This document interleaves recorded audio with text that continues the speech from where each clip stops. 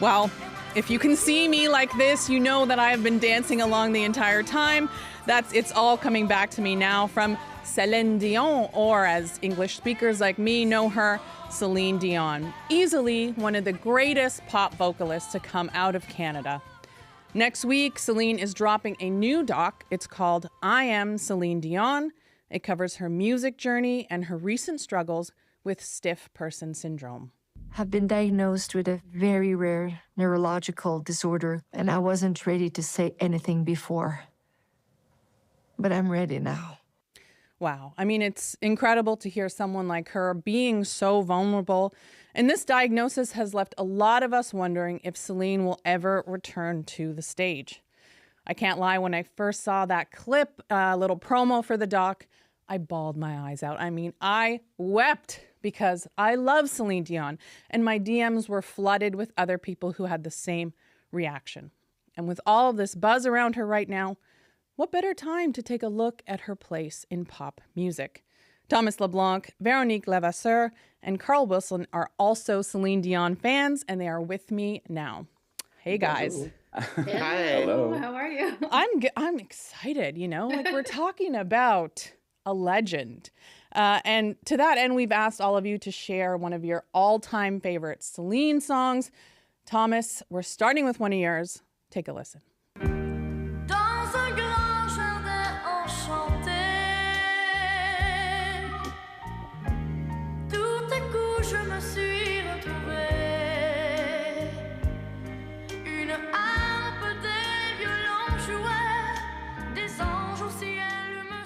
Okay, Thomas, what are we listening to, and what does it mean to Celine's journey as a singer? So 43 years ago this month, this was Celine's first single in Quebec, co-written with her mother, Thérèse, and her brother, Michel. They co-wrote it, and they actually had recorded it and put it on a tape, and they had sent it to René Angélil, who was previously the manager of another Quebec star, Ginette Renault. And he didn't get back to them. So they walked up to his office, and she gave him a live audition, and the rest is history. He mortgaged his house to start a music label and recorded this song. And the song, Ce n'était qu'un rêve, it was all but a dream. It's about her dream of being an international superstar. It's this very kind of special, tender moment. She's really young at the time when she's releasing this. She's 14, I believe, when she's 13, 14 when she's releasing this. And to me, it's just foreshadowing of everything that was to come after that. Yeah, wow. I mean, so much happened after that. And you say she's so young, but she sounds like you can hear the superstar in that teenager's voice. It's quite incredible. I love that you chose that song. Véronique, you are a resident Celine super fan. You were born and raised in Quebec. When did she first get your attention? I was really young. I remember maybe 5 or 6 years old, camping with the family. And my mom had this little battery radio that would keep around to listen to the radio whilst cooking or prepping dinner. And this song, Fais ce que tu voudras, played on the radio. And I remember as little as I was like, oh my God, she has such a beautiful voice. I fell in love with her. I haven't seen what she looks like or anything, but just her voice captured my mind, and I wanted to hear about Celine Dion all the time afterwards. So she was my favorite from the very first song I heard from her. I love that. Carl, what's the song for you that sort of captures how you feel about Celine? Well, it's a difficult thing. I've been on a long journey with Celine through my life. We were talking a little bit before the show that I'm of Celine's generation and very similar in age to her. And I think more than people older or younger, she was a hard sell to Gen X school kids in the 90s. And I was living in Montreal for a good lot of that time. So she was also kind of inescapable in ways that felt a bit oppressive by the late 90s. So it really took me until the late 2000s when I wrote this book about that question about how we deal with the music that we think is uncool and our relationships to the millions of fans who embrace it. And it was going through that experience that really endeared me to her. And I remember sort of having a breakthrough moment when I went to see her in Vegas in the late 2000s, when she sang Because You Loved Me. And I was going through a divorce at the time. I was kind of emotionally raw. And there was a moment during that performance when I thought, oh, I see how the sort of heartstrings get seized by something about the deep sincerity and emotional unbridledness of Celine. And so I was a late bloomer in my Celine appreciation in that way. I love that though, because it's very real, Carl. Wasn't she is very authentic. She's very honest, but it's not always been cool to like Celine Dion. And I want to get into that a little bit later. Thomas, I think it's worth talking about the fact that, Celine did already have 8 full-length releases in French before she ever released her first English language album in 1990. But how do you think that first sort of chapter influenced her introduction into the English language world? Well, that's interesting because by the time she releases Unison, right after her 22nd birthday in 1990, she is a seasoned pro. She's won a bunch of awards in Quebec. She's won the Eurovision in Europe. She went through a makeover in the late 80s because, when she went from being a teenager to a young woman, she changed her look. She had dental surgery. So it was quite the change. And I think it's in the mid 80s and late 80s that she saw people like Michael Jackson and Whitney Houston and Madonna in the mainstream. And she was young enough that dream was accessible to her because she was in her late teens at the time. So I think like her dream was fully formed. I think eventually the music industry in Canada got behind her in the late 80s. Also, she sang at the Junos one of those years. So I think the stars really aligned, and then she delivered the songs. Because with Celine, it's like you can talk about her charm, her sense of humor, everything, but the songs are really what has connected with people over time. So by the time she's recording and releasing Unison in 1990, the full package is ready. That's so interesting. I mean, I love getting a taste of kind of what it takes to make a pop star, and the dental surgery and probably new hair and new clothes. And English lessons. She had to learn English. Yeah, of course. So interesting. Carl, obviously she's had a slew of hits. You talked about Because You Love Me sort of later in her career. But what song do you think was really the one to kind of cement her in the Anglo pop world as the woman that she is today? Well, there was a buildup and, sort of first in Canada and then more outside the borders in those early 90s years. But I think that The Power of Love, her version of The Power of Love in 93, that was her first US #1 and her first sort of big international #1 in that way. And so I think that was the real breakout moment. And then there were just a series of bigger plateaus after that, right? And I think that moment also coincided with when she admitted to the world that she was in love with her manager. Yeah. So there was this like other layer when she sings Because I'm Your Lady and You Are My Man. There's this other level. And then late 94, she marries Renee in Montreal in this like royal wedding.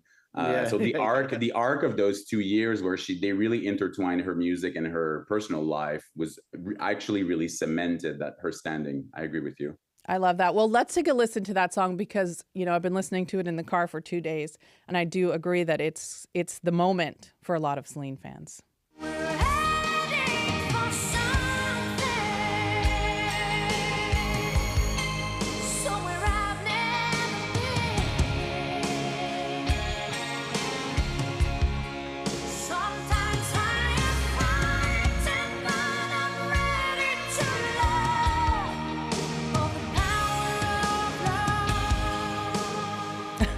That's The Power of Love from Celine Dion.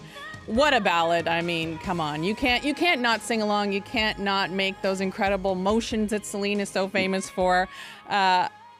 Véronique, Celine Dion at this point is a global superstar. But you've also talked about feeling kind of shy about loving her. Carl mentioned, it wasn't very cool for Gen X to get into Celine.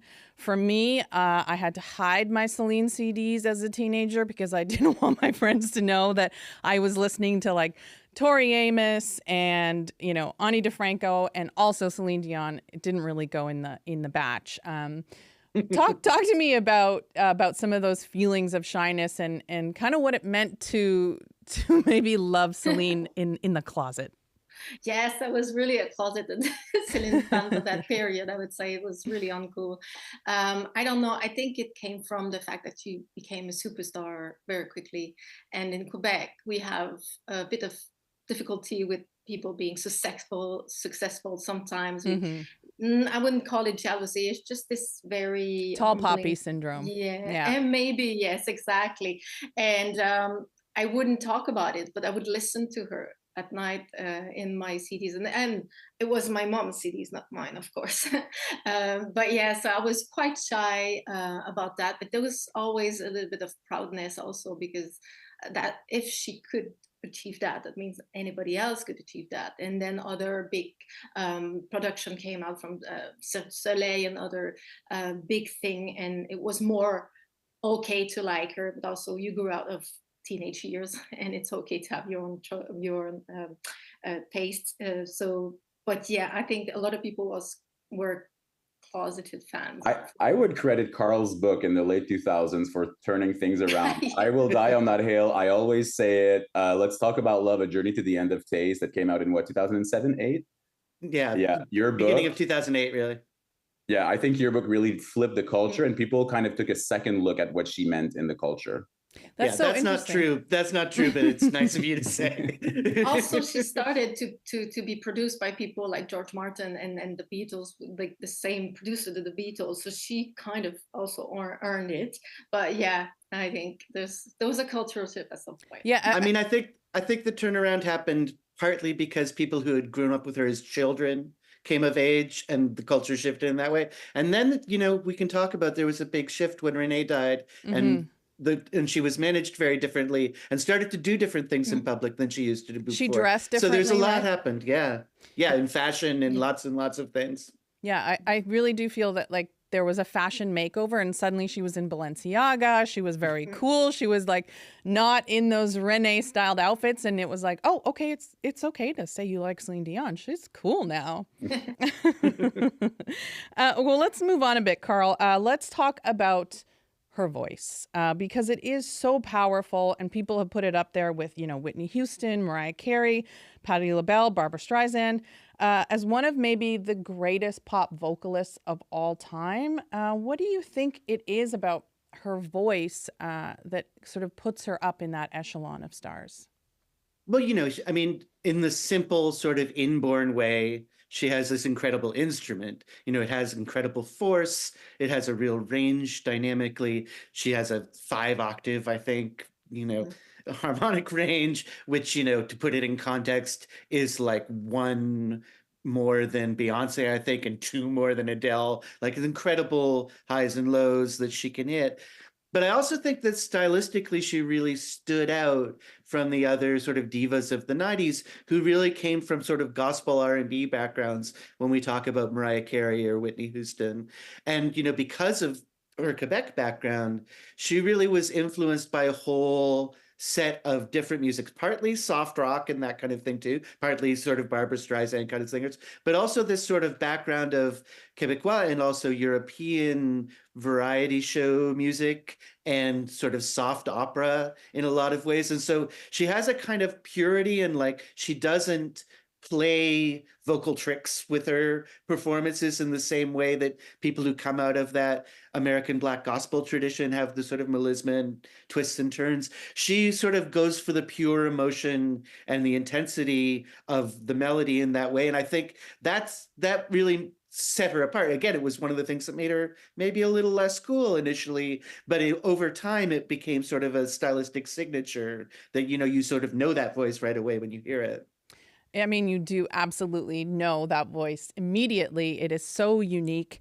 I'm Amil Niazi, sitting in for Elamine Abdelmahmoud. This is Commotion, and today we are talking about Céline Dion with Véronique, LeVasseur, Carl Wilson, and Thomas Leblanc. Now, we're talking about Céline because of this new documentary, I Am Céline Dion. It comes out next Tuesday on Amazon Prime. And part of this doc, is this battle she's having with stiff person syndrome. She actually did an interview with CBC's own Adrienne Arsenault where she talked a bit about what that's felt like. Take a listen. I don't think people understand enough about this syndrome to I don't get think it. so either. I have to agree with you. When you get in spasms so much, it can last a moment, it can last a few hours. You can break ribs because of the twisting and the spasm. It's pretty painful. This moment where she talks about ribs cracking and feeling like there's a hand on her throat, it's very powerful. Véronique, what's your reaction to what she's sharing in that clip? I mean, I was really shocked about how difficult it seemed to be as a syndrome, and also very sad because I think Céline was born to sing. She was born to be on a stage, and that syndrome is probably the worst that you could get, not having a hold on her instrument, which is her voice. And we can feel the pain she has. Like you mentioned, I was also almost crying when I saw the trailer. Like you can feel the pain that she wants to go back there. It's the only thing she has done all her life. So for her, it's the only ultimate thing is to go back. And I really wish she will. I really wish for me, but for her also. Yeah, for And her Adrienne to go back to the Arsenault, stage. And Adrienne Arsenault says that it's a cruel syndrome for someone like Celine because anything can trigger happy emotions, bad emotions, stress, lights, crowds, loud sounds, light music. Anything that you need for a live performance can trigger an episode of stiff person syndrome. And the reason she was able to go for this long was because she was taking medication. But at the beginning of the pandemic, she started she stopped taking medication, and then the episodes kind of increased. So it's really tragic. Really watch the interview if you're interested to learn more about the syndrome. Mm-hmm. Yeah, thank you for that, Thomas. Carl, she's being so vulnerable. I know that she is naturally a very, honest, authentic person. She's always herself, it seems, on stage. But I don't know that we've ever seen her this raw and vulnerable and letting sort of us into her private world. Why do you think she's making the choice to do that now? I mean, I think she spent, she talks about this in the interview and I think in the documentary, she spent years while this was building up, hiding from people that this was what was happening. Mm-hmm. And I think at the point when she got a diagnosis and when she realized this was a treatable condition and that other people were going through this in the world, she felt both freer to and also some kind of responsibility to share her experience and also to speak to her absence from her fans' life and that kind of thing. But it's really incredible because as vulnerable as she is as a person, she's also been very, very controlled by management and by the sort of strictest kind of showbiz protocols throughout her career. And, we were talking a little bit ago about the death of her husband changing her life in a lot of ways. And this is, again, something that I don't think would have happened in earlier phases of her career. Mm-hmm. And she's making these brave choices to let people in and it's lovely to see. And I hope that it has the impact that she wants it to have. Thomas, what do you think we can get from this doc?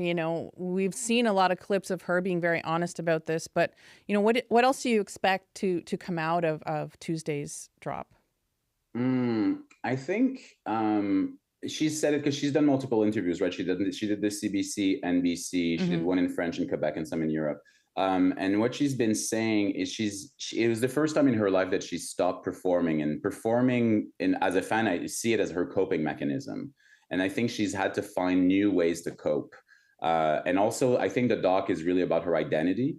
And she's also always said that she wanted to be a mother. It's been very important to her, but also that she is a singer and a performer. And who is she if she can't sing, if she can't perform on stage? Keep in mind that Renee died in January 2016. She was back on stage in Vegas a few weeks after. Her mother died in early 2020 when she was still touring. before the pandemic, and then the pandemic hit.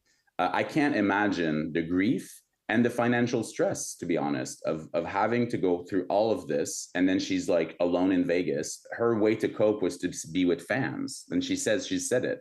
So I think we have to take a hard look at what the music industry does to people, what it does to people to keep going. Because she always says the show must go on, but at what cost? And I think that's the real question we need to ask ourselves. At what cost? That is such a good point. Carl, we've talked a lot about how much we love Celine, how much she is, one of the greatest vocalists of all time, but she doesn't always get credit for that. She doesn't make the Rolling Stone magazine, list. She doesn't seem to have that same appreciation from critics that fans have for her. Why do you think that is?